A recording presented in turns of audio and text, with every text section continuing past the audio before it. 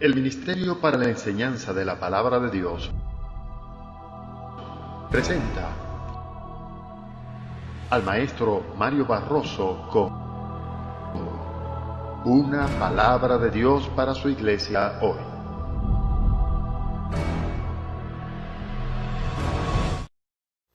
Hoy vamos a iniciar una nueva materia que hemos titulado Simiente. Es un tratado sobre cristología. Y le aseguro que Dios va a revelarle muchas cosas que tal vez para ustedes están dudosas, confusas, ocultas. Dios va a traer revelación en muchos aspectos que tienen que ver con la vida de nuestro Señor Jesucristo.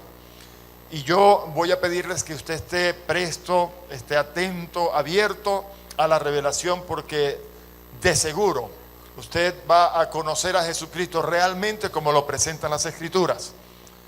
Se nos ha presentado a un Jesucristo raro que no lo comprendemos muchas veces, y es nuestro propósito en esta materia conocer realmente quién es Cristo, cómo actuó Jesucristo, qué fue lo que Jesucristo hizo a nuestro favor, en fin, una serie de cosas que para mucha gente, por causa de la enseñanza que se nos ha dado, están muy confusas.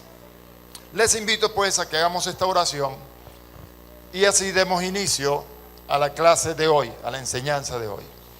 Amado Dios y Padre Celestial, bendito Señor, Padre nuestro, te damos gracias en el nombre de Jesucristo, Señor, por la oportunidad que tú nos concedes de reunirnos ante tu presencia para recibir la instrucción, la enseñanza, para ser enseñados por tu Espíritu Santo, Señor, a quien has enviado para que nos guíe a toda verdad.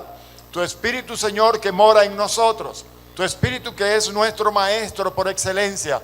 Señor, que Él tome control de nuestras vidas, que en este día toda palabra que salgan de nuestros labios, Señor, estén sazonadas con tu gracia, con tu poder, con tu autoridad. Señor, que haya revelación, que haya iluminación, que todos podamos ser enseñados y comprender estas cosas. Yo te pido, mi Dios amado, mi Padre Celestial, que a cada uno de mis hermanos le revele, Señor, la verdad acerca de la persona de tu Hijo Jesucristo, nuestro Señor y Salvador. Esto lo pedimos en el nombre de Jesucristo, Señor. Ayuda a nuestros hermanos que vienen en camino, que aún no llegan. Tú sabes el problema del tránsito, Señor. Aparéjales el camino, Dios. Quita los obstáculos, que ellos puedan estar acá con nosotros prontamente. Señor, en el nombre de Jesús. Amén. Qué bueno, Señor. Para comenzar, dar una definición de lo que es la cristología. Ustedes, los que tienen su Biblia, pueden abrir en su página 1. Bien, en el diccionario de Wikipedia, ustedes con los que navegan en la internet conocen que este es un diccionario que se maneja abiertamente, en donde muchas personas pueden participar. Wikipedia es un diccionario en el que se aportan muchas informaciones y en donde se dan muchas ideas que nosotros podemos tomar para tener claridad acerca de muchas cosas. Este diccionario define cristología como la parte de la teología cristiana que dedica su estudio al papel que desempeña Jesús de Nazaret desde los puntos de vista tanto humanos como divinos, bajo el título de Cristo o Mesías. Sin embargo, los detalles menores de su vida no son tan importantes para la cristología, y sí lo son más bien el quién era, la encarnación y los eventos más importantes de su vida, como su nacimiento, su muerte y resurrección. Algunos puntos claves de la cristología incluyen la naturaleza humana, su naturaleza divina y la interrelación entre la naturaleza humana y la divina. Debo decirles, añadiendo a esto, que en Wikipedia se nos da o se nos define como cristología, que mucha gente, lamentablemente, como decía anteriormente, no conocen la verdad acerca de Jesucristo. Muchos piensan que Jesucristo hacía todas las obras sobrenaturales y maravillosas que pudo hacer porque era Dios. Algunas personas a mí incluso me han dicho: hermano, ¿cómo piensa usted que yo voy a hacer los mismos milagros que hizo Jesús? Cuando yo soy hombre, un ser humano, mientras que Jesús era Dios, haciendo las obras que hizo. Por supuesto, Él las pudo hacer porque era Dios. Nosotros, ¿cómo vamos a hacer lo que hizo Jesús? Pues yo pretendo, en el nombre del Señor Jesucristo, traer claridad acerca de este asunto, por cuanto debo explicarles en el trayecto, en el desarrollo de estos estudios, que el Jesucristo que nosotros conocemos en las Escrituras no hizo absolutamente nada de aquello que está registrado porque era Dios, sino que todo lo que hizo, lo hizo como hombre, quien necesitó ser capacitado sobrenaturalmente por Dios, ungido por el Espíritu Santo, para poder hacer las obras de Dios. Así, de la misma manera, nosotros, la iglesia, hemos necesitado ser capacitados por Dios sobrenaturalmente, esto es, otorgándonos el Espíritu Santo de Dios, el mismo Espíritu que vino sobre Jesús cuando éste se acercó a Juan en el Jordán para ser bautizado. Ese mismo Espíritu que recibió Jesucristo y que recibimos nosotros, nos capacita para hacer las mismas obras que hizo Jesús, y dice Jesús que aún mayores nosotros haremos porque Él iba al Padre. Hemos explicado esto en otras ocasiones, no nos vamos a detener acá, pero hay feedback, Gabriel, hay feedback. Pero vamos a analizar en este aspecto, en las tres partes en las que hemos dividido nosotros el tratado de Cristología. Vamos a analizar a la persona de Jesucristo en su naturaleza humana, y lo vamos a analizar en su naturaleza divina, las diferencias que vamos a encontrar en ello y la manera en que estas dos naturalezas se interrelacionan. ¿Ok? Y vamos a tener una comprensión bastante clara y precisa de quién es la persona de Jesucristo. Gloria al nombre del Señor para siempre. Entonces, déjeme o permítame leer estos párrafos y luego vamos a entrar en la materia ya por la dirección del Espíritu Santo. La cristología es sin duda el eje central y el punto cardinal de toda teología cristiana. Es la doctrina sobre la totalidad del conocimiento llamado Jesucristo, o sea, su ser, actividad y esencia. Al referirse a Jesús como Dios encarnado, o sea, cristología, se está haciendo referencia también al Padre y al Espíritu Santo, o sea, a la Trinidad.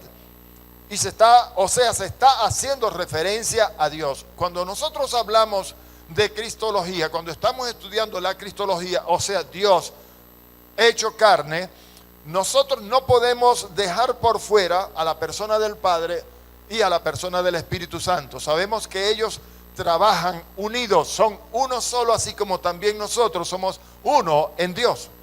Amén. Así que cristología, aunque vamos a enfocar más directamente a la persona de Jesucristo, vamos a tener que darnos cuenta que con Él también están interactuando el Padre y el Espíritu Santo. Porque Jesús, nada de lo que hizo, lo hizo sin la presencia del Espíritu Santo en su vida. ¿Ok? Y el Padre también, porque Él siempre enfocó al Padre como la fuente de su conocimiento y de todo aquello que Él vino a traer. Él vino a hacer las obras del Padre. Amén. Vamos entonces, en cuanto a ciencia, vamos a ver que la cristología es, por tanto, una reflexión sobre la estructura interna de la fe en Jesús, ratificado como el Cristo o manifestación de la Trinidad. La fe en Cristo se fundamenta por su parte en el testimonio que ha dado Dios Padre al enviar al Hijo en la carne y al resucitar al crucificado. La cristología encuentra su base a partir de la fe en Cristo por la Iglesia. Tiene como fundamento la convicción de que Dios ha llevado a cabo en Jesús de Nazaret su voluntad de salvación universal. Bien, teniendo esta definición y esta idea que acabamos de leer, vamos entonces a entrar en la materia. Y yo he recibido de parte de Dios dirección para introducirme al tema de la cristología hablando de la simiente. Como en Pentateuco, cuando estuvimos analizando el libro de Génesis, le dimos bastante énfasis a este principio de las cosas.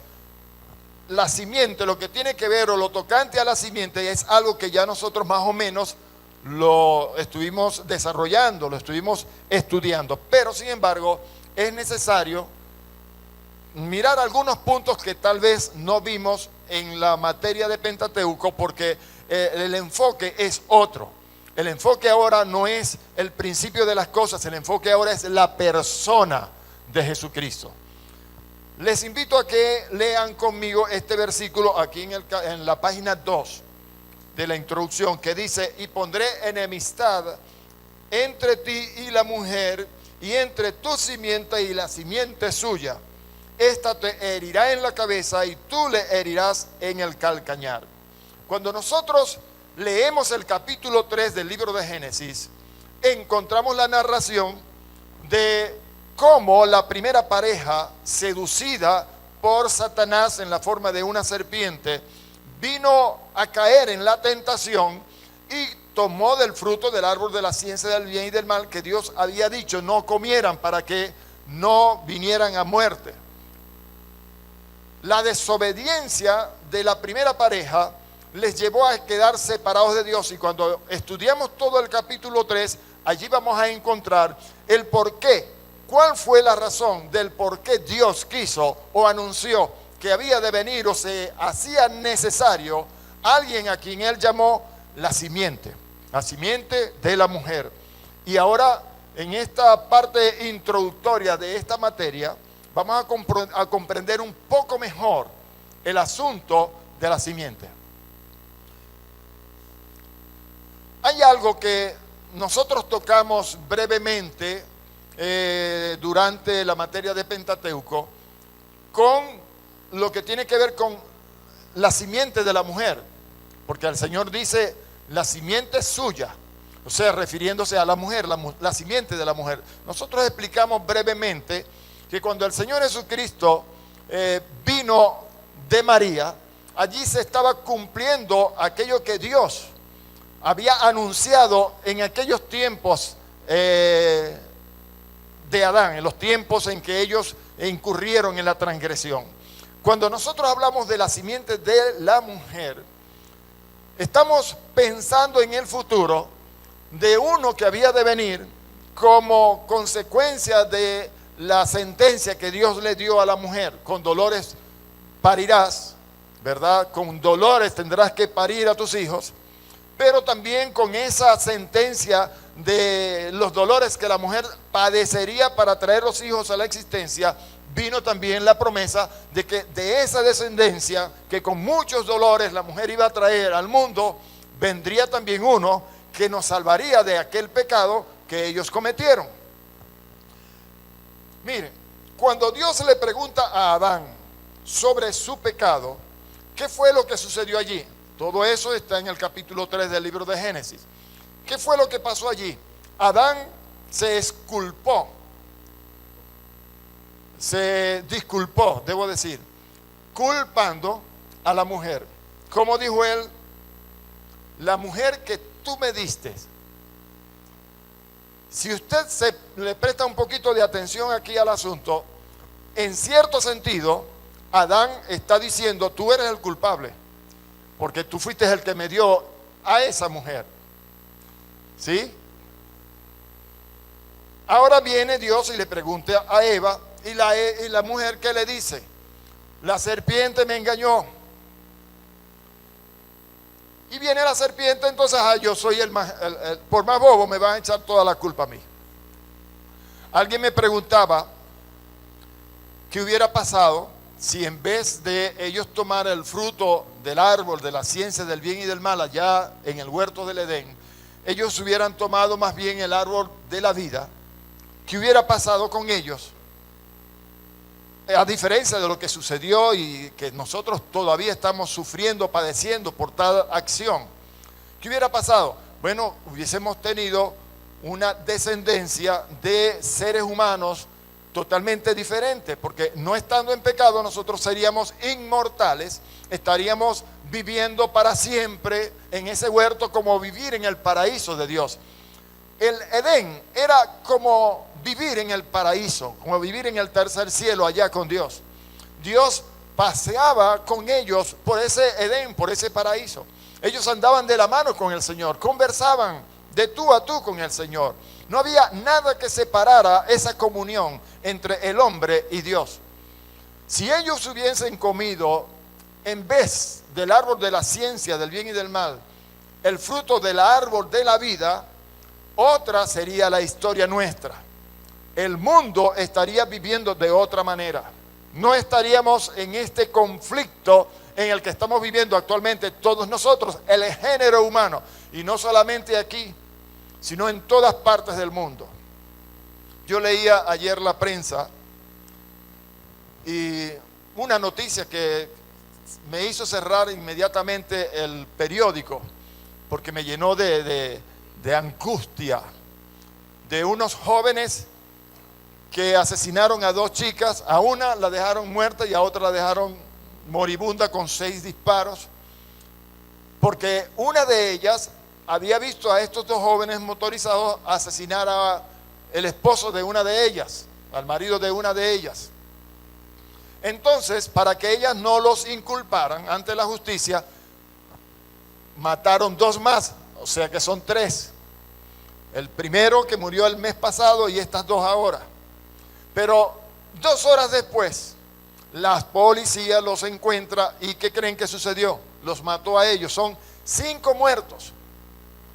El mundo, hermanos, está caminando en una perversidad tal que nosotros nos asombramos. Yo a veces se me pone el corazón chiquitico, apretado cuando veo estas cosas. Pero qué diferente sería la vida nuestra si en vez de haber desobedecido a Dios, nosotros hubiésemos permanecido en comunión perfecta con Él, caminando con Él de la mano. ¿Dónde estás, Adán? Se escondieron, estaban desnudos. Sentía vergüenza, Señor, porque estaba desnudo. Por eso me escondí. Miren, hermanos, igual hoy nosotros en la iglesia del Señor transcurrieron todas estas cosas y estamos viviendo en un mundo diferente porque ahora somos hijos de Dios. La desobediencia a Dios siempre va a traer consecuencias y no hay cosa mejor que nosotros definitivamente entendamos, comprendamos que la mejor cosa que nosotros podemos hacer en la vida es vivir en perfecta comunión con Dios. El pecado es algo que siempre nos va a separar, que nos va a alejar, que nos va a hacer sentir vergüenza ante su presencia. Y no hay cosa mejor que nosotros evitemos echarle la culpa al otro cuando hemos cometido alguna falla, algún error. No hay cosa mejor que en vez de hacer aquello, nosotros reconozcamos que hemos fallado y pidamos perdón a nuestro Señor. Amén. Quería darle un toque a esto porque siempre es bueno, lamentándolo mucho, esa naturaleza nuestra siempre tiende a cometer los mismos errores. Señor, la mujer que tú me diste, me dio de comer y entonces yo pequé. Mujer, ¿qué hiciste? No, la serpiente. Hoy en día nosotros caemos en lo mismo, es un círculo vicioso. Miren, hermanos, cuando cometemos una falta, lo mejor es reconocerla, venir delante de Él, venir ante su presencia y decirle: Señor, pequé, cometí un error, perdóname. La sangre de Jesucristo nos limpia de todo pecado y sabemos que tenemos abogado ante Él, a Jesucristo el justo, para que todos nuestros pecados sean perdonados. Amén. Así que las consecuencias del pecado de Adán y de Eva nos llevaron a nosotros a una situación extrema. Y mucha gente pudiera pensar que es extremo, fue extrema la decisión que Dios tomó de echarlos de su presencia, de sacarlos del huerto y por esa razón culparnos a todos. Alguno pudiera pensar que, bueno, ¿por qué yo tengo que ser el responsable? No, yo tengo que acarrearme las consecuencias de lo que hicieron aquellos. Mire, déjeme explicarle brevemente aquí esto. Muchos que puedan pensar así, que nosotros no merecíamos condena por lo que cometieron aquellos, tenemos que analizar lo siguiente. Todo el género humano desde entonces hasta el día de hoy, todos nosotros pecamos. No es que estamos siendo culpados por lo que hicieron aquellos. Es que aquellos marcaron un hito, marcaron una pauta negativa para todo el género humano. Todos nosotros nacemos con la tendencia a cometer aquello que es contrario a la voluntad de Dios. Y la voluntad de Dios para nosotros es perfecta, agradable. Dios tiene el deseo de que todos nosotros, sus hijos, vivamos de la mejor manera, tengamos lo mejor. Pero la desobediencia en nosotros nos lleva a nosotros a recibir consecuencias. Amén. No hay cosa mejor que reconocer y apartarnos del mal camino. Todo ser humano nacido desde entonces hasta hoy, con excepción de Jesucristo, todos nosotros nacemos con la tendencia a cometer el mal. Todos. O si estoy equivocado, me gustaría ver la mano de alguien que pueda decirme: hermano Mario, yo no. Yo soy un santo y yo no cometo errores y yo jamás cometo pecado. Yo no digo mentira, yo no hablo mal de nadie, yo no escucho cosas negativas de nadie, yo no miro lo que no hay. Yo quisiera ver una mano levantada de alguien que me pueda decir: hermano, yo no. Yo sí soy, mire, al pie de la letra, perfecto, más que Jesucristo, pues. No lo hay. Todos, sin excepción. Allá en Romanos, en el capítulo 5, se nos dice, permítame buscar un momentico para no leerlo todo, pero algunos versículos de Romanos capítulo 5. A partir del versículo 12, dice: por tanto, como el pecado entró en el mundo por un hombre, y por el pecado la muerte, así la muerte pasó a todos los hombres por cuanto todos pecaron. Es algo de lo que ninguno de nosotros está exento. Es una naturaleza que lamentablemente adquirimos por herencia de nuestros padres hasta nosotros, desde Adán hasta los días de hoy. Todos nosotros, todos hemos cometido pecado porque esa tendencia está en nuestra naturaleza.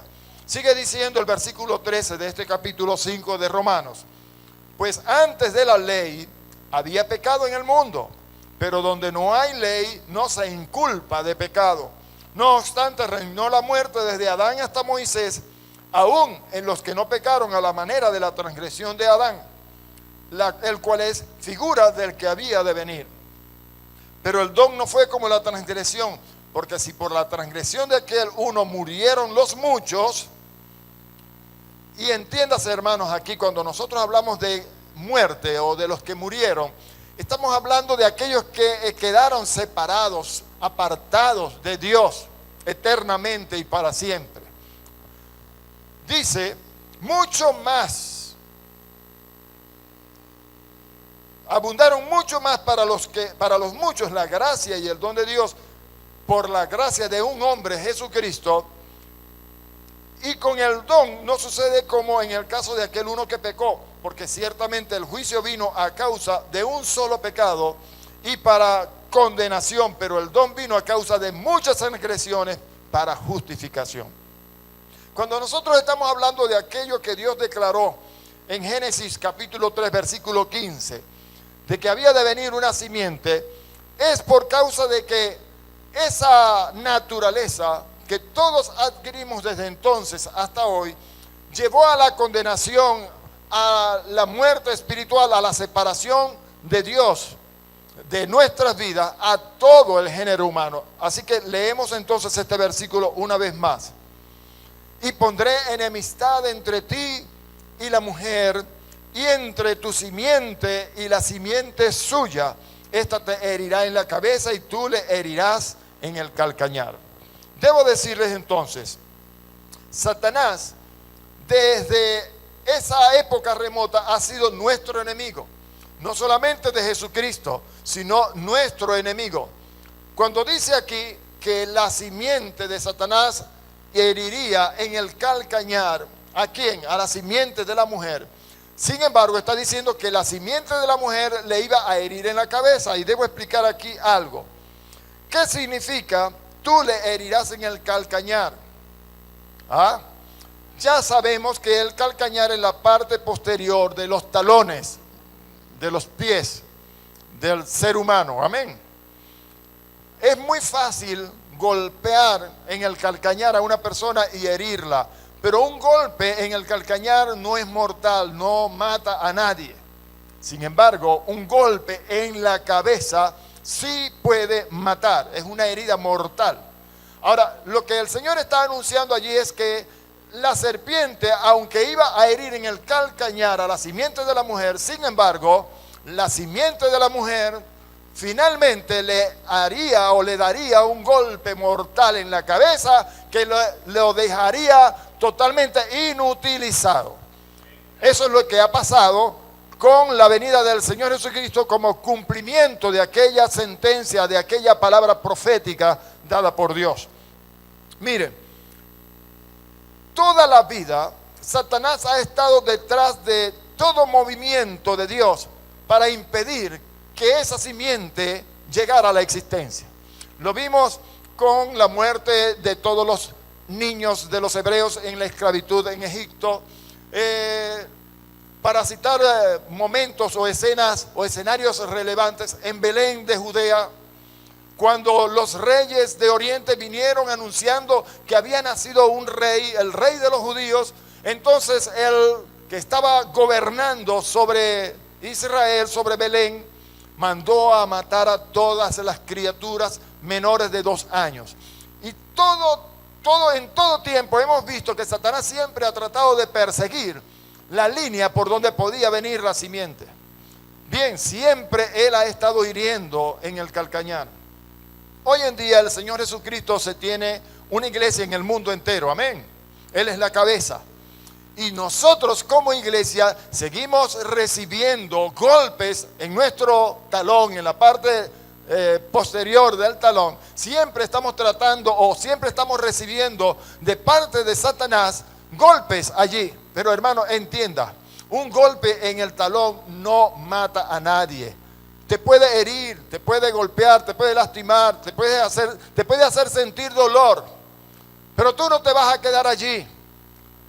7 veces caerá el justo, pero 7 veces será levantado. El Señor es por nosotros, y si Dios es por nosotros, ¿quién contra nosotros? No importa todo lo que el diablo quiera tratar de hacer para detenernos. Él podrá meternos zancadillas, hacernos caer.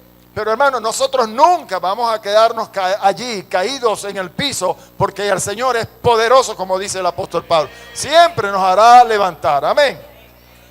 Ahora, lo que sí nosotros debemos saber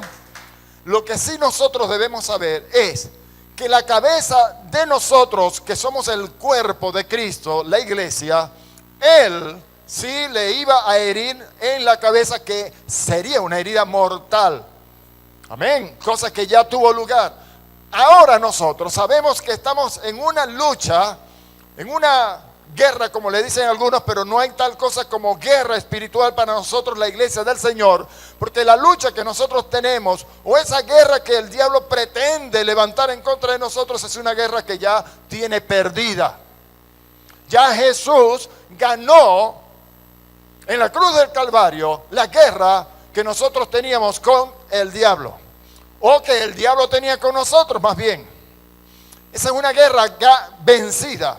El diablo siempre está tratando de presentarnos a nosotros guerra, pero nosotros sabemos y debemos tener en claro, bien claro en nuestro espíritu, que esa guerra que el diablo siempre nos trata de plantear es una guerra que ya está ganada por nuestro Señor.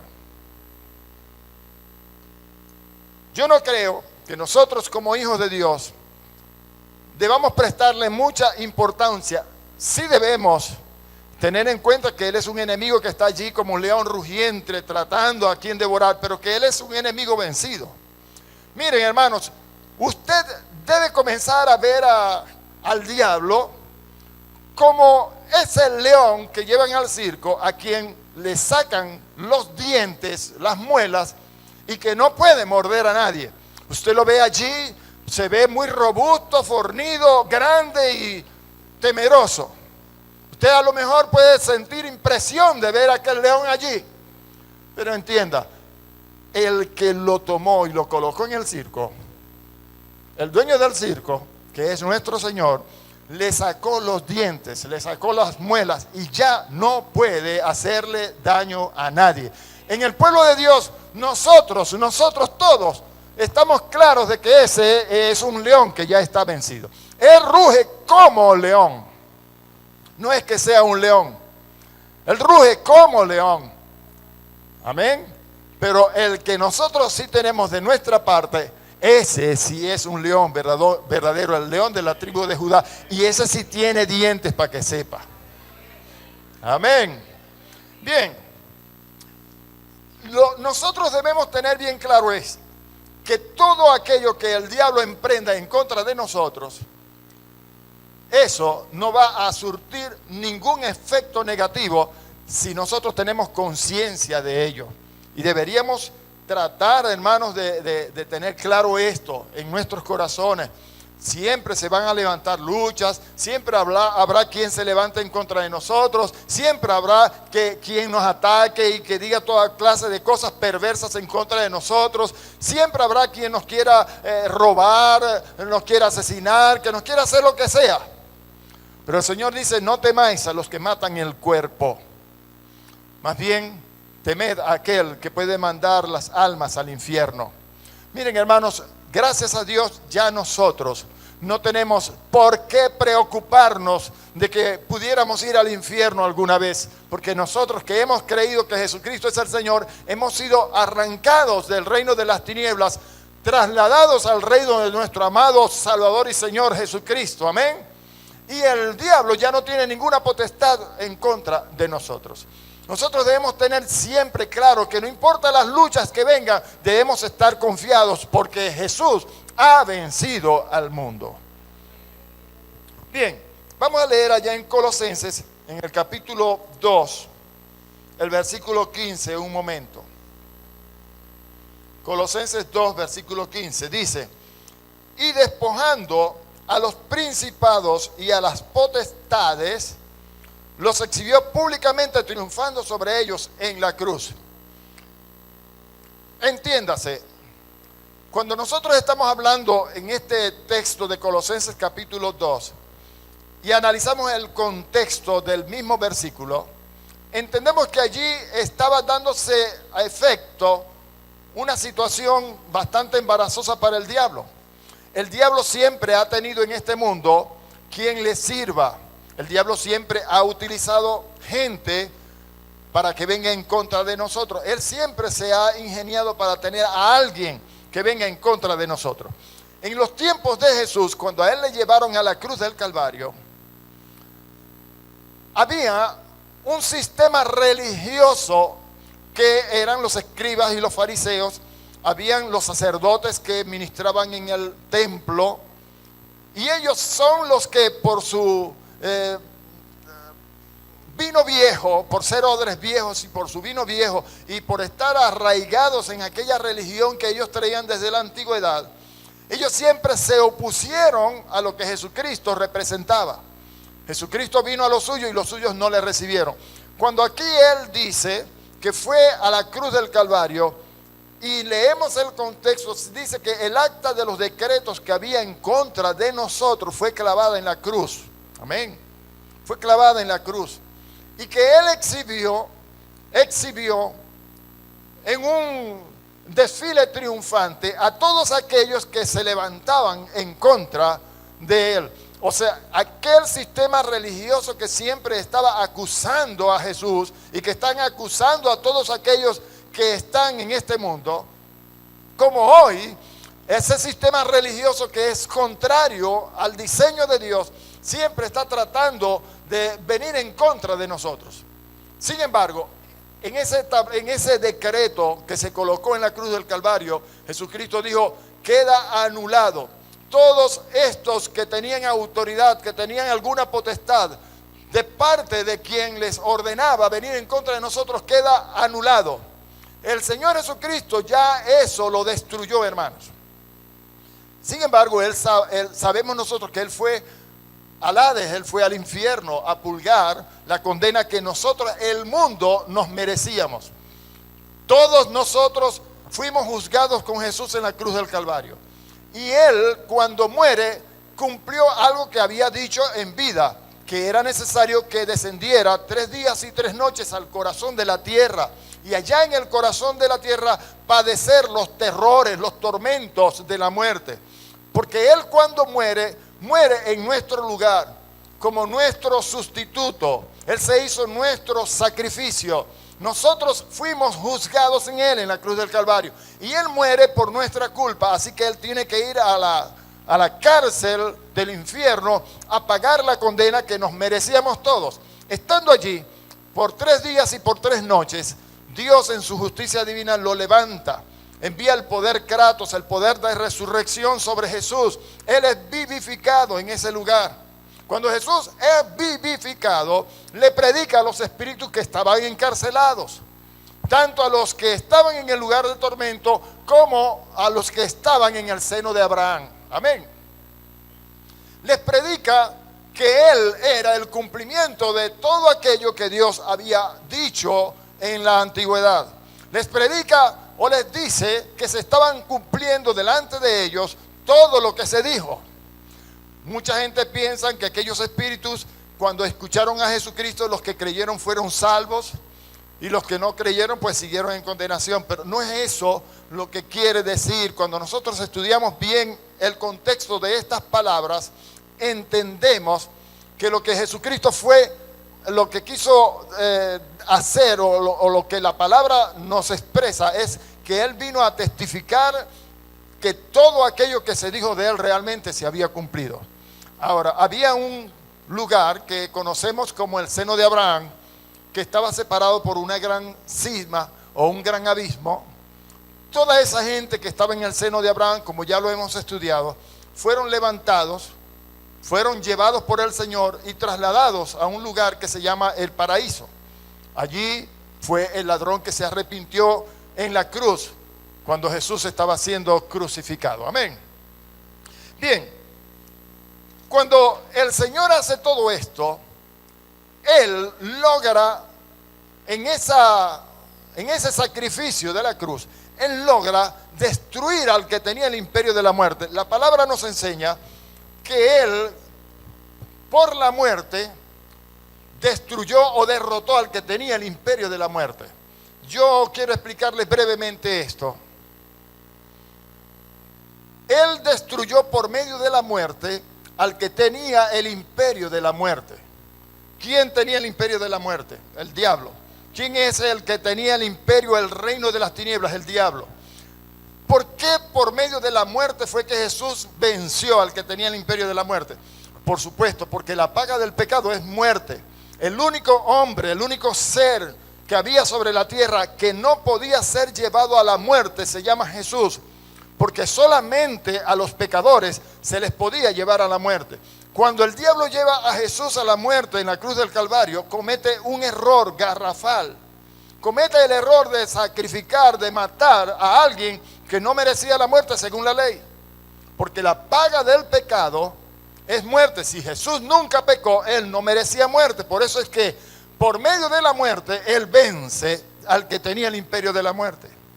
Ahora, cuando Jesús va al infierno como si fuera un pecador, aunque nunca pecó, Dios en su justicia divina tenía que levantarle de entre los muertos. Cuando le levanta, Jesús se levanta triunfante, victorioso, y Dios le retorna aquello de lo que él se vació. Eso lo vamos a ver más adelante, que es su gloria como Dios. Amén. Ahora, ¿qué pasó allí? Lo que significa, esta te herirá en la cabeza y tú le herirás en el calcañar. Esta te herirá en la cabeza. El Señor Jesucristo, gracias a esto que sucedió, gracias a esos eventos, pudo quitarle a Satanás la autoridad que él estaba usurpando. Pudo quitarle a Satanás lo que Adán le entregó allá en Edén. Gloria al nombre del Señor. Nosotros podemos entender pues que esa descendencia que la mujer con mucho dolor traería al mundo es una descendencia de la cual nacería esta simiente, este Jesús del que estamos hablando, y que Él sería el que nos permitiría a todos nosotros volver otra vez a estar en paz con Dios, a amistarnos, a volver a tener amistad con nuestro Dios, a volver a tener comunión con este Dios, comunión que se había interrumpido por causa del pecado. Ok, sabemos entonces que por la desobediencia de Adán y de Eva, el pecado fue introducido y con ello la muerte. Amén. Romanos 8:22 dice, porque sabemos que toda la creación gime a una y a una está con dolores de parto hasta ahora.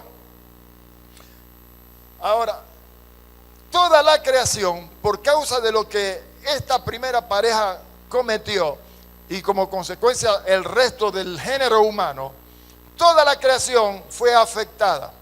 Hay un texto en donde el Señor le dice a Adán que ahora tenía que trabajar con el sudor de su frente, tenía que comer el pan de cada día, que la tierra le daría cardos y espinos. Dice que la tierra sería maldita por su causa. Busque ya en el capítulo 3 de Génesis. Versículo 17. Mire lo que dice. Y al hombre dijo, por cuanto obedeciste a la voz de tu mujer y comiste del árbol del que te mandé diciendo, no comerás de él, maldita será la tierra por tu causa. Con dolor comerás de ella todos los días de tu vida. Espinos y cardos te producirá y comerás plantas del campo. Y déjeme decirle aquí algo. Mucha gente piensa que quien maldijo la tierra fue Dios. ¿Usted entiende eso allí? La tierra vino a ser maldita, pero no porque Dios la maldijo. Es cierto, Dios dice allí que la tierra vendría a ser maldita, pero dice por tu causa, no porque Dios la maldijo. Dios no maldijo la tierra. La tierra vino a ser maldita por culpa del hombre. Por culpa del hombre. Los espinos, los cardos, el tener que trabajar. ¿A cuántos les gusta trabajar? Porque hay mucha gente que no les gusta trabajar. Y piensan que el trabajo es una maldición. Pues déjeme decirle que en cierta forma tiene razón. En cierta forma sí. Amén. Pero gloria al nombre del Señor. Gloria al nombre del Señor. ¿Por qué?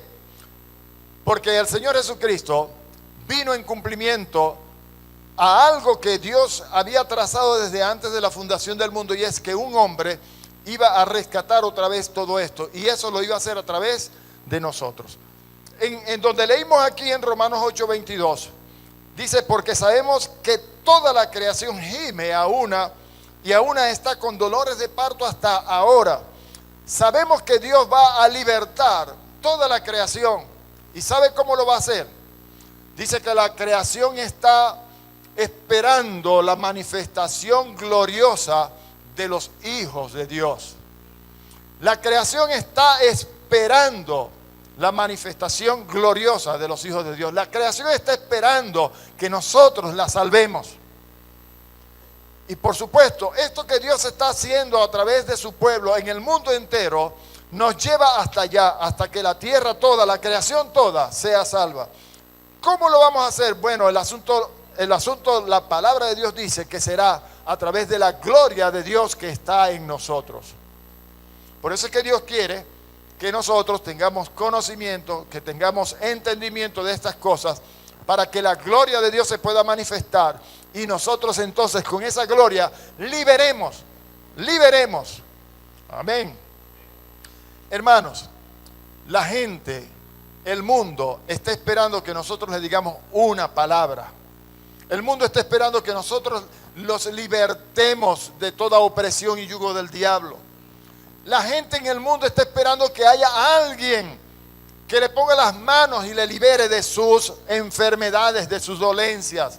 El mundo está esperando que haya alguien que se acerque a ellos y les diga: en el nombre de Jesucristo, sé libre. La creación. Yo no sé cuántos de ustedes alguna vez le han puesto la mano a un animal enfermo y lo han sanado. Pero yo he podido vivirlo para la gloria de Dios, porque no solamente a los seres humanos, la Biblia me enseña a mí que toda la creación está esperando por la manifestación gloriosa de los hijos de Dios. He conocido historias de mucha gente que han orado por pajaritos y Dios los ha sanado, por perros, por gatos, por cualquier animal, y Dios los ha sanado. A través de nosotros, la gloria de Dios quiere destruir toda obra del diablo. Mire, en Lucas capítulo 4, cuando el Señor Jesucristo fue ungido por el Espíritu Santo, en los versículos 18 en adelante dice: para dar vista a los ciegos, traer libertad a los cautivos, sanar a los quebrantados de corazón, predicar el año agradable del Señor, decir a los pobres buenas noticias. Amén. Pues para eso también el Señor nos ha ungido a nosotros. Gracias a que la simiente pudo cumplir el propósito de Dios, la iglesia del Señor, que somos nosotros, que estamos acá en este mundo, estamos para lograr hacer lo mismo, y ahora con un Jesucristo multiplicado en miles de millones en todas partes del mundo. Amén. En el capítulo 3 de Lucas, si usted puede buscar en Lucas capítulo 3, allí en los versículos 23 al 28 aproximadamente, usted va a encontrar toda la genealogía de Jesucristo. Y hay algo allí bien interesante que me gustaría que usted notara. Capítulo 3 de Lucas. No lo vamos a leer, solamente quiero hacer una referencia de esto, porque allí en ese capítulo usted va a encontrar que partiendo de José, aleluya Señor, Lucas capítulo 3, amén, versículo 23 al 38, usted puede leer allí que se menciona o se redacta pues toda la genealogía de Jesucristo. Desde que Jesucristo tenía 30 años, dice que se creía que era hijo de ¿quién? De José. Hijo de José. Se creía que era hijo de José. Según se creía, ¿no? Usted lo puede leer allí. Jesús mismo, al comenzar su ministerio, era como de 30 años, hijo según se creía. Usted ha notado allí esa frasecita. Hijo según se creía. Qué interesante, ¿no? Pero toda la genealogía, si usted la lee, le lleva hasta Adán, al principio allá en Génesis. ¿Por qué según se creía? Realmente Jesucristo, de quien nació o quien fue su padre, no fue José. Mucha gente o todo el mundo creía que era José, el esposo de María. Pero todos nosotros sabemos, cuando leemos el capítulo 1 de este mismo evangelio de Lucas, todos nosotros sabemos que el ángel se le presentó a María y le anunció que ella iba a concebir un hijo, pero por la obra del Espíritu Santo, o sea, por la gracia de Dios. Dios la capacitó, Dios la preparó, la llenó de su gracia, de su gloria, y ella pudo concebir en su vientre a Jesús, hijo de Dios. Realmente Jesús era hijo de Dios como hombre, como ser humano.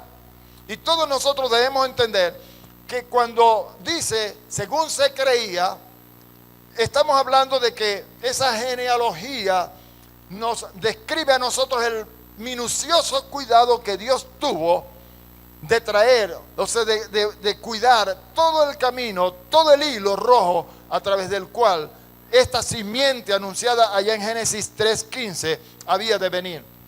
Sabemos que José, hijo de Eli, ellos vienen o eran descendientes directos de ¿quién? De David, rey de Judá.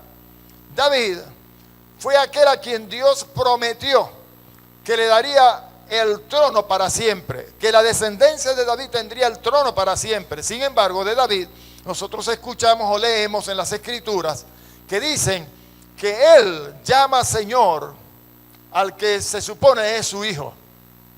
Dijo el Señor a mi Señor: siéntate a mi diestra hasta que ponga a tus enemigos por estrado de tus pies. ¿Cómo es que si David es el padre de este que había de venir, que tomaría los reinos de Israel, del mundo, David le llama mi Señor? Lo que nos quiere decir aquí en todas estas escrituras, que aunque él viene como descendencia de toda esa línea roja desde Adán hasta José, su padre terrenal, según se creía, sin embargo, para los efectos de Dios, para los efectos del mundo, para los efectos de todo el mundo, Jesús realmente era hijo de José. Solo que José no fue quien aportó la semilla de la vida para que él viniera al mundo. ¿Por qué? Porque ya nosotros, como lo hemos explicado muchas veces, sabemos que Jesús, para poder nacer limpio de esa naturaleza de pecado y de muerte que todos recibimos, no podía venir de hombre alguno, porque entonces nacería también en pecado y en muerte, como nacimos todos nosotros. Así que fue necesario que Jesús pudiera nacer, pero de una simiente totalmente limpia, totalmente pura. Y solamente Dios la pudo dar. ¿Cómo Dios la dio? Bueno, Él depositó en María la simiente, el semen de vida, para que Jesús pudiera nacer. Gloria al Señor para siempre. Amén. Dice aquí, en una nota que tengo en la página 3, que semilla se traduce del griego cera, y Strong lo define figurativamente de la siguiente manera: fruto, planta, tiempo de siembra, posteridad. Bueno, carnal, descendencia, descendiente, especie, estirpe, ser fecunda, genealogía, generación, grano, hijo, linaje, poner, posteridad, postrero, prole, sembrar, semen, sementera, semilla, siembra, simiente. Tantas definiciones o formas de traducir tiene esta palabra, pero yo no sé si usted lo notó, que entre todas ellas hay una que se traduce también semen. ¿Ve? Semen. El semen de Dios fue la palabra que fue colocada en María. Usted sabe que Dios dice la palabra, y por el Espíritu Santo de Dios, aquello que Dios dijo viene a la existencia. Dios colocó la palabra sobre María y el Espíritu Santo vino sobre ella y fue creado en ella el germen de vida. Jesús nace de una mujer sin contaminación alguna de pecado, como el resto de la humanidad. Él no recibe naturaleza de pecado y de muerte, porque él, a diferencia de nosotros, no fue engendrado por hombres, sino que fue engendrado de Dios. Así que en él no podía haber naturaleza de pecado y de muerte. La naturaleza o la información genética que la raza o el género humano recibimos, lo recibimos de nuestros padres, desde Adán hasta nuestros días. En el caso de Jesús, la información genética que él recibe, no la recibe como nosotros, pues él no es descendiente de hombre, la recibe directamente de Dios. Su padre es Dios. Por eso él nace limpio, puro, y por eso es que él no peca. Yo no sé, hay mucha gente que no puede entender, no puede concebir cómo fue posible que Jesucristo no haya cometido un solo pecado en toda su vida. 33 años caminando por este mundo y nunca cometió un pecado. Nunca se halló una palabra de engaño en su boca. Nunca habló mentira. Nosotros hemos nacido en una naturaleza tal que lo normal para el ser humano es el pecado. ¿Sí? Pero en el caso de Jesucristo, lo normal para él no era el pecado. ¿Por qué? Porque en él no había esa naturaleza. Para él lo normal era la vida en santidad, porque lo que él recibió como información genética en su espíritu fue la vida misma de Dios, la información genética de su Padre Dios. Amén. Estamos entendiendo entonces que nosotros estamos hablando o creyendo de un Jesús o en un Jesús que no nace contaminado como todos nosotros, pero que nace en una naturaleza totalmente santa como la de su Padre, que era Dios cuando se hizo hombre Jesús. Amén. Entonces, entendiendo esto, tenemos que el semen de vida, y préstele mucha atención aquí, el semen de vida, el que engendra la vida, no es la mujer, es el hombre, ¿verdad? Es el hombre, no es la mujer, es el hombre. La mujer concibe, recibe la semilla de la vida, el semen de la vida. Amén. Y entonces se gesta en ella el ser que ha sido engendrado. Pero déjeme decirle aquí algo antes de seguir adelante. Permítame decirle aquí algo bien interesante. Yo no sé si usted alguna vez lo ha visto. Los que están comenzando con nosotros en el día de hoy, porque algunos de ustedes se integraron a esta escuela en el día de hoy. Y por cierto, bienvenidos sean, ¿verdad, hermanos? Son bienvenidos, esperamos que puedan aprender mucho de lo que aquí el Señor nos está permitiendo compartir. Pero permítame decirles una cosa. ¿A usted no le llama un poco la atención el hecho de que la simiente o el semen de Dios, que fue la palabra, pudo engendrar en María la vida de un ser a quien conocemos como Jesús? A mí me llamó mucho la atención esto y entendí algo, y yo quiero que usted lo entienda hoy.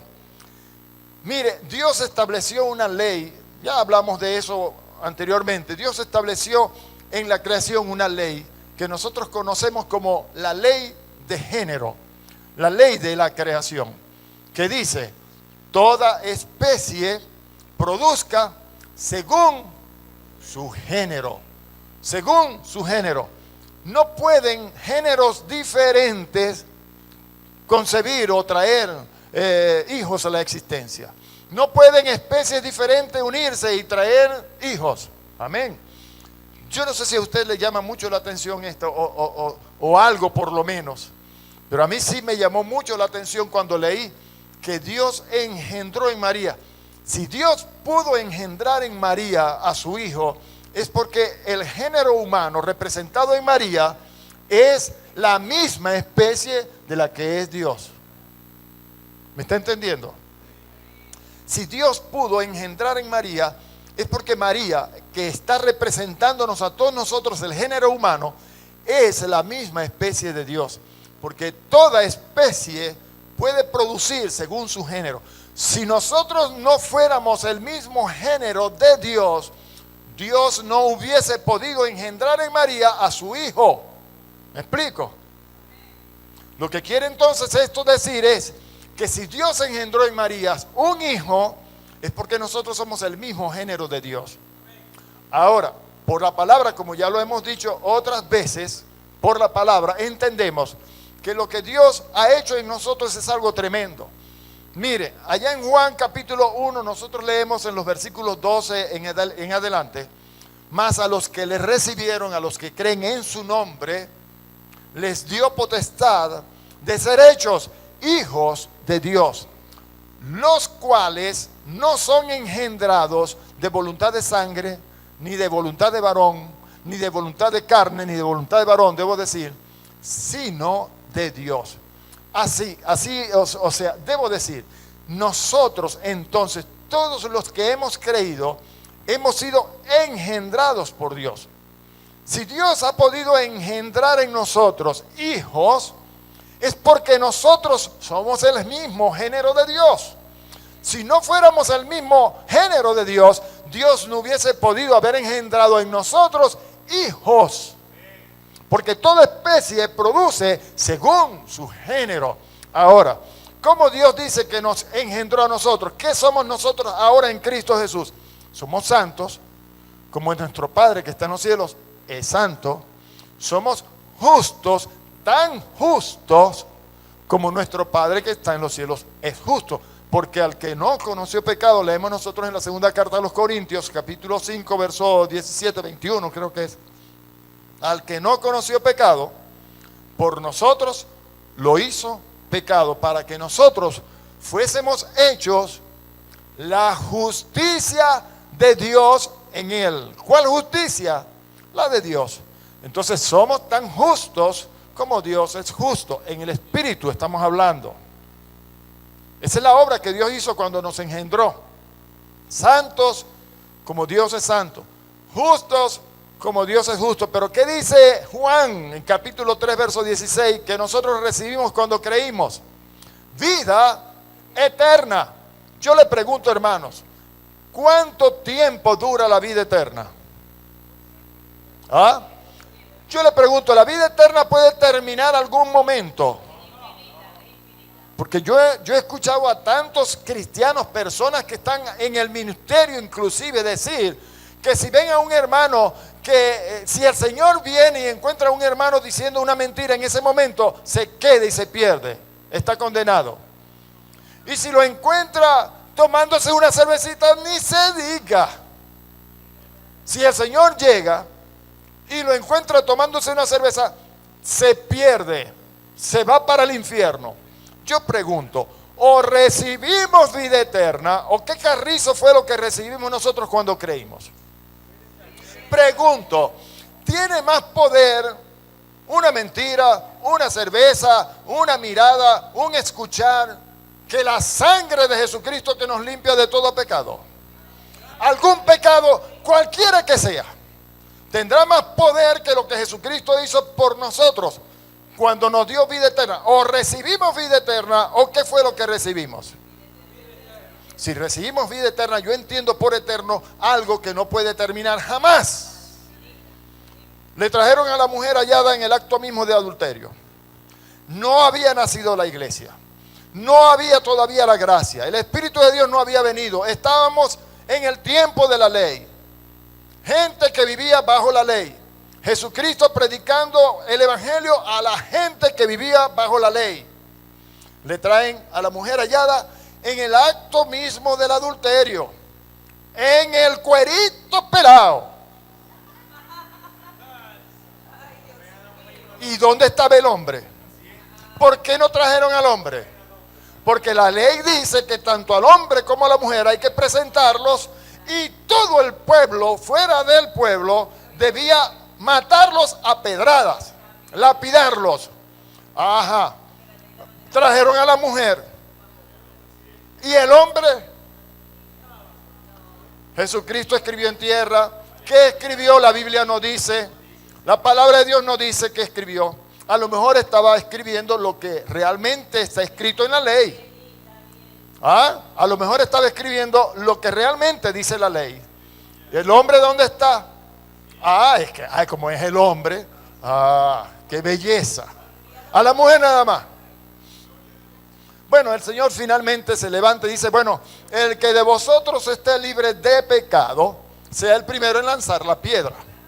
Y siguió escribiendo en tierra. A lo mejor algunos especulan que a lo mejor estaba escribiendo el nombre de algunos de ellos que también habían cometido adulterio. Y ahí estaban queriéndole apedrear a la mujer. ¿Qué pasó? Desde el más anciano hasta el más joven, todos fueron botando las piedras al suelo y yéndose. Finalmente Jesús se levanta y no habiendo nadie allí, pregunta, ¿y dónde están los que te culpaban, los que te condenaban? No, Señor, ninguno me ha condenado. Miren, hermanos, estamos en el tiempo de la ley. La ley era muy específica y clara. Tenía que morir apedreado. ¿Qué le dijo Jesús a esta mujer hallada en el acto mismo del adulterio y que se la llevaron a él? Así dice Moisés, hay que matarla a pedrada, así. Así dice Moisés, ¿dónde está el hombre? ¿Qué dijo Jesús? Ni yo te condeno. Si hay alguien que tiene el poder y la autoridad para condenarte, soy yo, el Hijo de Dios, el Hijo del hombre. Pero ni yo te condeno, yo tampoco te condeno. Hermanos, entiéndase, ¿cómo es posible que si nosotros que creímos en Cristo recibimos vida eterna, hoy en día que estamos bajo la gracia y que el Espíritu Santo de Dios mora en nosotros y que somos de Dios y que hemos recibido vida eterna porque hagamos un pecado? ¿Quién no comete pecado? A ver, levante la mano quien no cometa pecado. Yo quiero ver la mano de uno que no comete pecado. Lenín. Lenín dice que no comete pecado. Aleluya, un aplauso para Lenín, pues gloria a Dios. A ver, yo quiero saber quién aquí en esta concurrencia puede levantar la mano que no comete pecado alguna vez. A ver, ¿cuántos pueden decirme que en un día no han cometido pecado? Ni siquiera uno, en un día. No, perdón, vamos a rebajarlo. En una hora nada más. A ver, ¿quién no comete pecado en una hora del día? A ver, levante la mano. ¿Cómo es posible que si recibimos, mire, somos santos como nuestro Padre que está en los cielos es santo? Somos justos, tan justos como nuestro Padre que está en los cielos es justo. Tenemos la vida misma de Dios, la vida eterna, como la tiene nuestro Padre Celestial. Tenemos la naturaleza divina, dice segunda de Pedro, capítulo 1, versos 3 y 4, que hemos sido hechos participantes de la naturaleza divina. Entonces, hermanos, ¿somos el mismo género de Dios o no lo somos? ¿Un pecado puede acabar con esta obra maravillosa que Dios ha hecho de nosotros o no puede?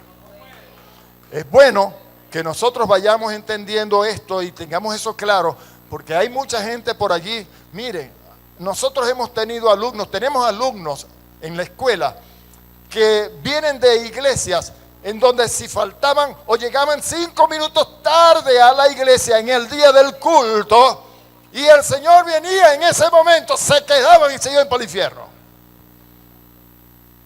Hasta ese extremo, hermano. ¿Cómo es posible? Enseñan tanta condenación a la iglesia del Señor cuando Dios dice en su palabra que Él nos ha dado libertad plena. Nosotros somos verdaderamente libres. La ley del pecado y de la muerte ha sido anulada, extirpada, quitada, arrancada, echada fuera de nosotros. En su lugar, nosotros hemos recibido una nueva ley, que es la ley del Espíritu de vida en Cristo Jesús, Señor nuestro. Gloria a su nombre, aleluya. Gracias, Señor. Gracias, Padre. Ahora, hermano, siguiendo aquí, allá en Primera de Timoteo capítulo 2, versos 13 al 15, vamos a leer un pasaje bien interesante. Porque capítulo 2, versos 13 al 15. Usted sabe que Dios lanzó un juicio sobre la mujer por causa del pecado cometido allá en Génesis, ¿verdad? Pero mire lo que dice este pasaje donde Pablo le escribe a Timoteo. Porque Adán fue formado primero, después Eva. Y Adán no fue engañado, sino que la mujer, siendo engañada, incurrió en transgresión. Y Adán no fue engañado, sino que la mujer, siendo engañada, incurrió en transgresión. Lo repetí, disculpen. Pero se salvará. Y aquí yo, hermano, me voy a gozar un poco porque quiero matarle el piojo en la cabeza a alguno que tal vez está aquí con nosotros. Pero se salvará engendrando hijos si permaneciera en fe, amor y santificación con modestia. Miren, hermanos, yo he llegado a lugares, a iglesias, congregaciones, y he visitado familias, y a aquella chorriera de muchachos, hermano. Padre Santo. Y hermano, ¿y usted por qué se llenó de muchachos? Y por la palabra de Dios dice, se salvará engendrando hijos. Ay, Dios mío. Hermano, mire, a veces se cometen errores por desconocer la verdad de las Escrituras, por no tener revelación. Estamos hablando de una sentencia que Dios le dio a la mujer allá en el capítulo 3 del libro de Génesis, porque ella fue engañada y incurrió en transgresión, y no solamente eso, sino que incitó a su marido para que comiera también del fruto del árbol de la ciencia del bien y del mal, y así ellos quedaron separados de Dios. Dios entonces le dio una sentencia a la mujer: con dolores parirás, pero también le dice con la sentencia que de su simiente vendría uno que nos salvaría a nosotros de nuestro pecado. Amén. Ahora ya estamos en la gracia, ahora ya está establecida la iglesia que el Señor se está edificando. Amén. ¿Sí? Ahora nosotros somos la iglesia del Señor. Y el apóstol Pablo les está diciendo aquí a Timoteo que la mujer se salvará engendrando hijos. Ay, Dios mío. Y yo he encontrado, yo creo que usted también conoce familias que por causa de esto se han llenado de muchachos. Hermano, no, ¿cómo piensa usted? Pastillas anticonceptivas. ¡Qué pecado, hermano! No, no puede ser. No, hermano. Eyacular afuera. No, hermano, no. Si mire, todos los muchachos que Dios nos dé, hay que traerlos al mundo. La mujer se va a salvar pariendo muchachos. Mire, hermano. Primero, vamos a analizar un poquito eso antes de seguir. Brevemente. ¿Quién engendra? ¿El hombre o la mujer? ¿Cómo entendemos entonces lo que Pablo está diciendo aquí? Que la mujer se salvará engendrando hijos. Si no es la mujer la que engendra, quien engendra es el hombre. La mujer concibe. ¿Cómo entendemos entonces aquí el asunto? Han hecho una doctrina de esto, un error tan terrible que han causado en familias, en el mundo entero, en numerosas familias, cosas terribles. Entonces, ¿sabe qué? Dígame si les hubiera tocado lo que estamos viviendo hoy aquí en Venezuela. Que ahora, para conseguir un paquetico de cualquier alimento, bueno, eso tenemos que hacer una cola. Bueno, los que la hacen, yo para la gloria de Dios no hago ni haré ninguna de esas colas. En el nombre del Señor tendré provisión siempre para mi casa, sin tener que hacer esas colas, aunque me toque pagarlo al triple, 4 veces, no importa. En el nombre del Señor yo siempre voy a tener provisión, porque poderoso es mi Señor. Él proveerá todas mis necesidades.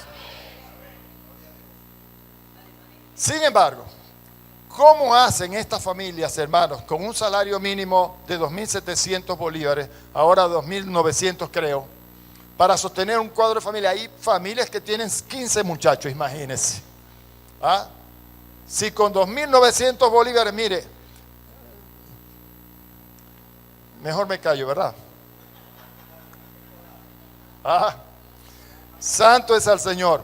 Bueno, aquí vamos a entender, si usted analiza el contexto de este capítulo 2 de la carta que Pablo escribe a Timoteo, la primera carta, usted se va a dar cuenta allí que viene hablando precisamente de lo que Dios sentenció en la mujer. Amén. Que iba a parir con dolor a sus muchachos y que de la mujer vendría el libertador, el salvador. De la mujer vendría la simiente. Capítulo 2. Versículos 13 al 15. Entonces, de lo que viene allí hablando el contexto es del caso de Eva, que por haber sido engañada incurrió en transgresión e hizo que su marido también pecara. Entonces, que la sentencia que Dios le había dado a la mujer de parir con dolor, también vino acompañada de una palabra profética que de ella, por parir los muchachos que había de parir, vendría esa simiente que luego nos iba a libertar a todos nosotros. Ahora, aquí yo entiendo que esta mujer de la que está hablando es un término genérico de toda la vida, de toda la existencia humana, desde Eva hasta nuestros días. La mujer fue el instrumento, el medio que Dios escogió, ya que ella fue el medio que Satanás usó para incurrir o para introducir el pecado al mundo. Dios entonces escogió también a la mujer para por medio de ella traer al que nos libertaría a nosotros del pecado. Si por la mujer entró el pecado, por la mujer vendría el que nos libertaría a nosotros de ese pecado. Entonces la mujer tendría que parir muchachos desde Eva hasta nuestros días, hasta que viniera la simiente que es Cristo. Gloria al Señor. La mujer no engendra, la mujer concibe. Aquí lo que estamos hablando es una manera metafórica, espiritual del Señor decirnos que ella sería el instrumento que Él iba a utilizar para traernos a Jesucristo su Hijo, el único sin pecado, el único limpio, que daría en nuestro lugar como cordero para limpiarnos, para quitar de nosotros todo pecado. Amén. Gloria al Señor. Mucha gente está tan equivocado con esto.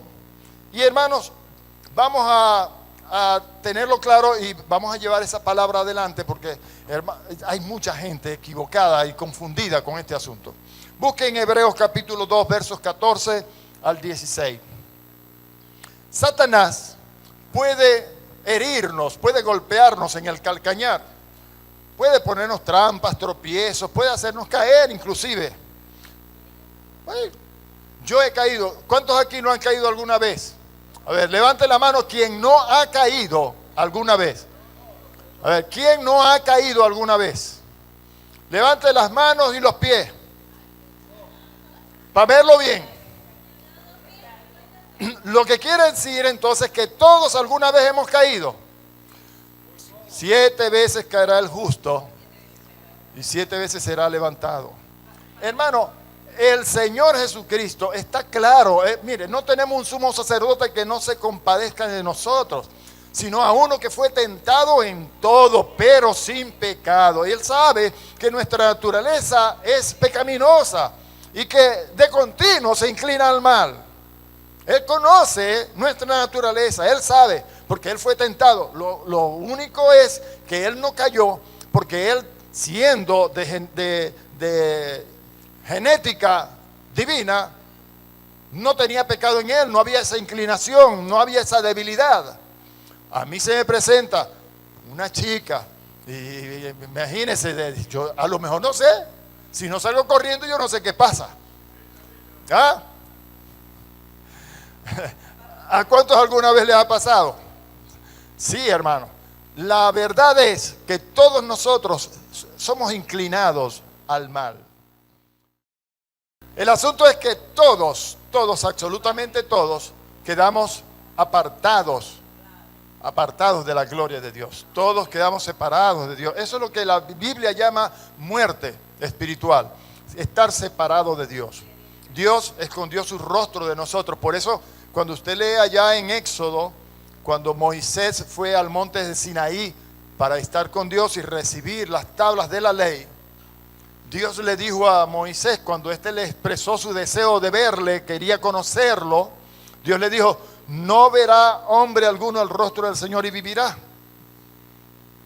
No puede ninguno. ¿Por qué? Porque la santidad de Dios es tal que el hombre en su estado pecaminoso que lo viera caía fulminado. Eso es lo que pasaba con aquellos que cuando iban a ministrar en el santuario, en el lugar santísimo del tabernáculo, que iban a llevar la sangre al propiciatorio, si no estaban en santidad como Dios lo requería, ¿qué pasaba? Caía fulminado. ¿Qué pasó con aquellos cuando David traía el arca del pacto en una carreta arrastrada por bueyes?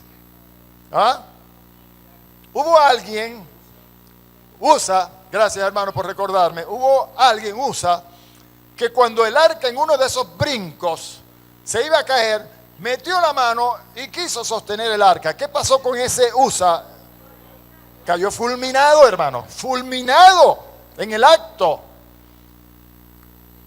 Bien, eso es lo que pasa también con Dios, y eso fue lo que Dios le dijo a Moisés allá en el Sinaí. Si hay un hombre que vea mi rostro por causa de su naturaleza corrupta, de pecado, de muerte, va a caer fulminado. Nadie podrá sostenerse en pie ante la santidad de Dios. Gloria al nombre del Señor. ¿Usted entiende ahora lo que Dios hizo por nosotros? Nosotros fuimos santificados a tal extremo que tenemos libertad con confianza de entrar al lugar santísimo celestial cuantas veces se nos antoje. Aleluya. Usted puede entrar a la presencia misma de Dios cada vez que se le antoje con entera libertad, con confianza. Nada le va a pasar. ¿Por qué? Porque usted es santo como su Padre que está en los cielos es santo. Amén. Usted, hermano querido, puede ver cara a cara a su Padre que está en los cielos. Usted puede verle cara a cara, porque usted es santo como nuestro Padre que está en los cielos es santo. Amén. Bueno, hermanos, vamos a seguir leyendo aquí entonces en Hebreo, capítulo 2, versos 14 al 16. Satanás tenía el imperio de la muerte. Ya hemos explicado que por causa del sacrificio que Jesús llevó a cabo en el Calvario, Él, por medio de la muerte, le quitó o destruyó o venció al que tenía el imperio de la muerte, que es el diablo, ¿verdad? Jesús venció al diablo a través de esa victoria que Jesús obtuvo en el Calvario. Nosotros los creyentes, los que hemos creído en Él, también hemos vencido al diablo. Ahora, nosotros somos doblemente vencedores. Somos vencedores, primero, porque Jesús, que venció ya la lucha, la guerra que había entre la luz y las tinieblas, entre la vida y la muerte, nos dio esa victoria a nosotros. Y nosotros somos por segunda vez vencedores porque hemos creído en Él. Y nosotros también hemos vencido al mundo. Se nos llama más que vencedores. Mire, hermano, no hay nada en este mundo que el diablo haga en contra de usted que lo pueda destruir.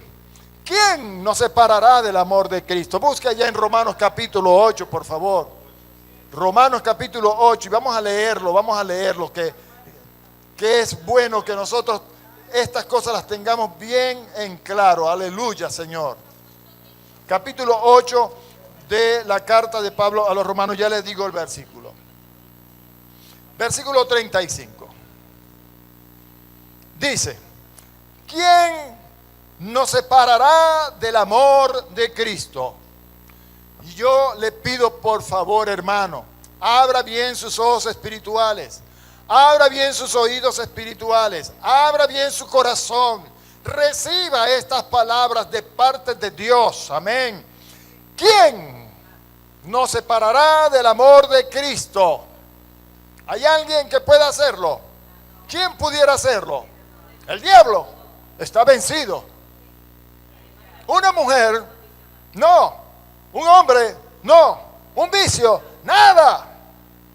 Tribulación, o angustia, o persecución, o hambre, o desnudez, o peligro, o espada, como está escrito: por causa de ti somos muertos todo el tiempo. Somos contados como ovejas de matadero. Sigue diciendo: antes, en todas estas cosas somos más que vencedores por medio de aquel que nos amó. De tal manera amó Dios al mundo que ha dado a su Hijo unigénito, para que todo aquel que en Él crea no se pierda, mas tenga vida eterna. Grábesele bien esa palabra. La vida que usted recibió de Dios es eterna. Y no hay nada, absolutamente nada, ni nadie que le pueda quitar a usted esa vida que Dios le dio. Es eterna. Ay, hermano, pero hay unos pasajes mal interpretados. Como no es el tiempo ahora, esos pasajes que están allá en Hebreos, en los capítulos, esos pasajes que son un poquito complicados, la gente no los entiende, pero permítame en otra oportunidad de explicárselo. Lo que ahora es importante que usted entienda es que por medio de Cristo somos más que vencedores. Y dice el versículo 38, por lo cual, hermano, yo quiero que usted lea conmigo esta frase. Por lo cual, dígalo, repítalo en voz fuerte. Por lo cual, estoy seguro. ¿Cómo? Estoy seguro. Dígalo fuerte. Estoy seguro de que ni la muerte, ni la vida, ni ángeles, ni principados, ni potestades, ni lo presente, ni lo porvenir, ni lo alto, ni lo profundo, ni ninguna otra cosa creada, llámese como se llame, nos podrá separar del amor de Dios que es en Cristo Jesús, Señor nuestro. Aleluya.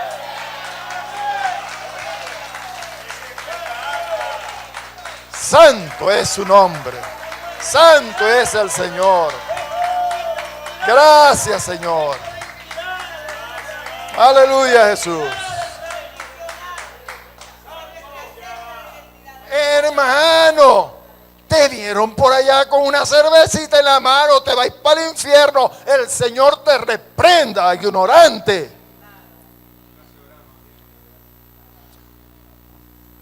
Miren, hermano, para los que piensan que una cerveza puede condenar a alguien y mandarlo para el infierno.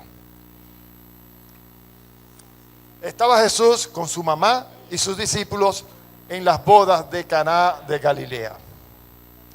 Algunas personas piensan que aquellos lo que tomaban era un mosto no fermentado. Se acabaron las vasijas, las pipas de vino que ellos tenían allí, que era del bueno, porque el maestresala, el que estaba allí, dice, oye, siempre todo novio primero lanza el mejor y luego el de más baja calidad, porque cuando ya la gente está hablando de compadre, no se da cuenta cuando le están metiendo gato por liebre. Viene María y le dice, Señor, hijo, o no sé cómo le diría, se acabó el vino y la gente lo que te prendía, Señor. ¿Y ahora qué hacemos? ¿Qué tienes conmigo, mujer? Concha, me vas a meter en problemas. Ella hagan todo lo que él les diga. Bueno, ya que insiste. ¿Cuántas garrafas fueron? ¿Cuántas garrafas? 6 garrafas. 6 tinajas. Hermano, 6 tinajas del buen vino. No os embriaguéis con vino, dice Pablo en los cartas de los Efesios, en lo cual hay disolución. No os embriaguéis con vino. Ahora, yo me pregunto, hermano, Jesús les dio vino, ¿y será que Jesús nos echaba un vinito? Yo he compartido almuerzos y cenas con italianos, con portugueses, con españoles, con judíos. Hermano, mire, y con la comida, ellos tienen el vino en garrafa. La costumbre de ellos es tomar vino en las comidas, pero ¿qué toman vino, hermano? Un vaso o una copa grande antes de la comida, otra con la comida, y después de la comida otra más para hablar un poquito de guarapera. Amén. Yo he tenido el privilegio de ir a 9 Pesach. ¿Saben lo que es el Pesach? La Pascua judía. Yo fui invitado 9 veces por 9 años en Caracas por los judíos a su sinagoga para participar con ellos de la Pascua judía. Y por eso conocí mucho de esto. Gloria a Dios por eso. Se usaban 5 copas, una vacía. copas de un vino de Jerusalén se llama. Que cuando uno iba por la segunda copa ya uno estaba hablando de compadre. Créame, hermano. Ya uno hablaba de compadre. Ese vino, el vino de Jerusalén prende.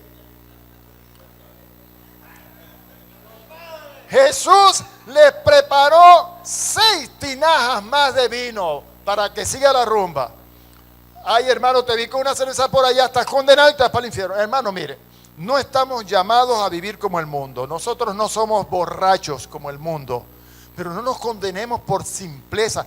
¿Cómo va a poder una cerveza mucho más que la sangre de Jesucristo que nos limpia de todo pecado, que nos dio vida eterna? Es más poderosa una cerveza que la vida eterna que de Dios hemos recibido. Por Dios, ¿qué es eso? De ninguna manera, hermanos. Diga mi hermana. Sí, por supuesto.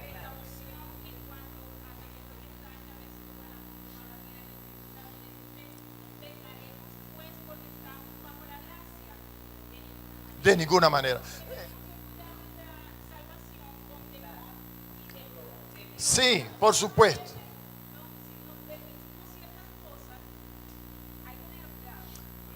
Hay varios pasajes. Sí, hay varios pasajes. Nosotros no estamos llamados a vivir como el mundo. Por supuesto, somos santos. Pero lo que quiero decir es que a veces nosotros como creyentes, nosotros condenamos a la gente si los vemos tomándose una cerveza. Te vas para el infierno. No, eso no es así. Mire, Pablo escribe en el capítulo 14 de esta misma carta a los Romanos, versículo 16, si no estoy equivocado. 14, 16. Mire lo que dice. Santo es el Señor. No, 14, 14. 14, 14. Mire lo que dice.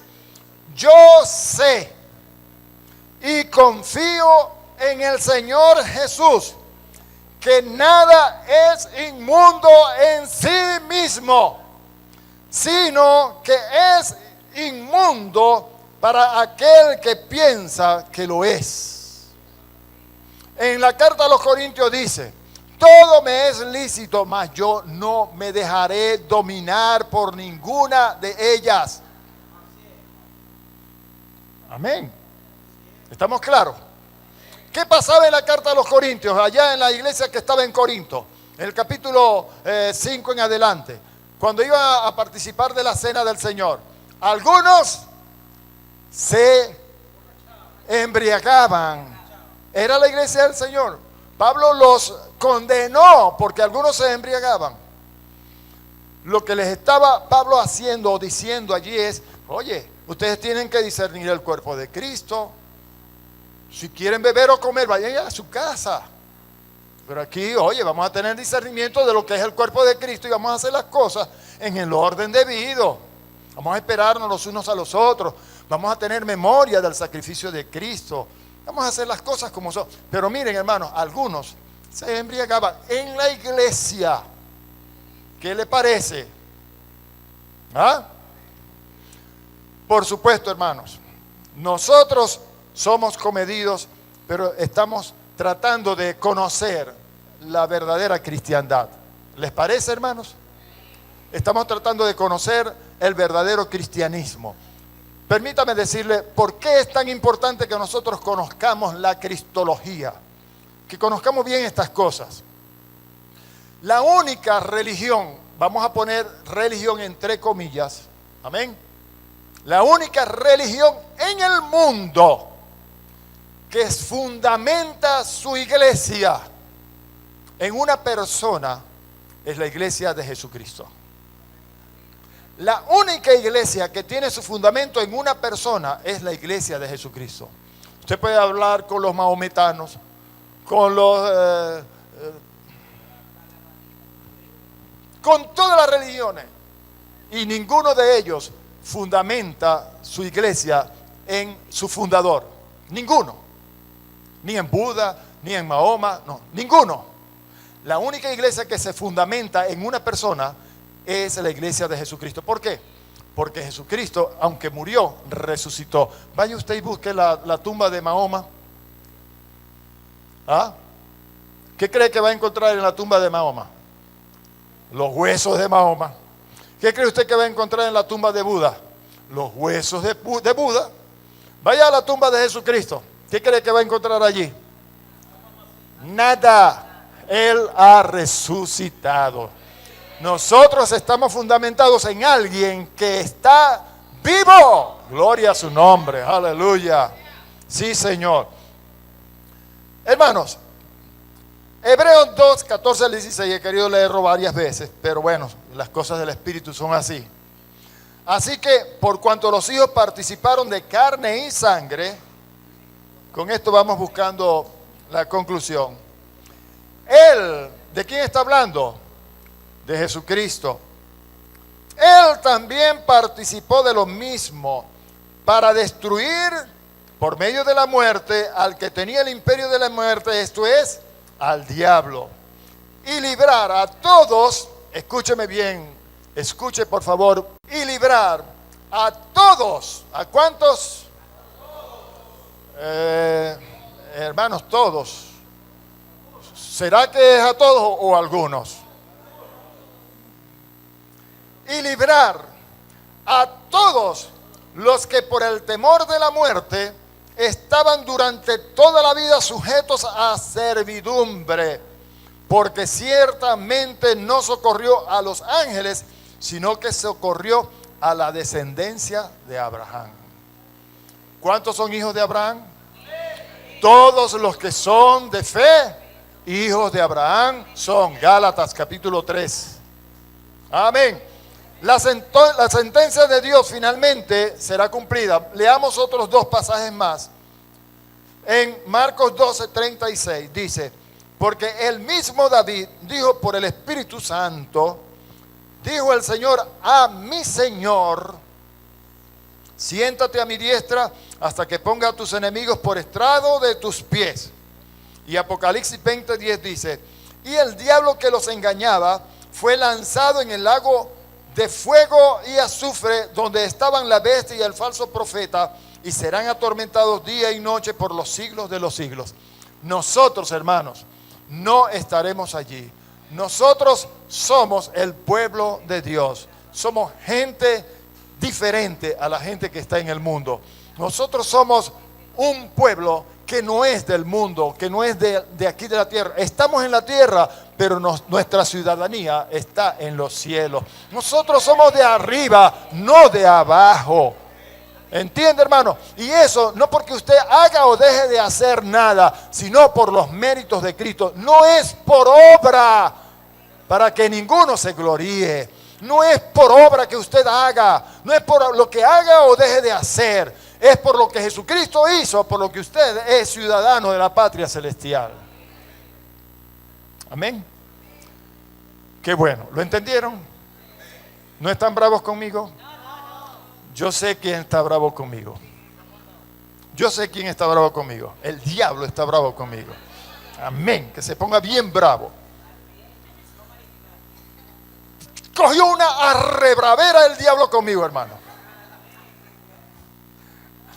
Aleluya, Él está vencido. El Señor Jesucristo lo venció. Nosotros somos más que vencedores por medio de Él, no por medio de lo que usted haga o deje de hacer, sino por medio de Él. Amén.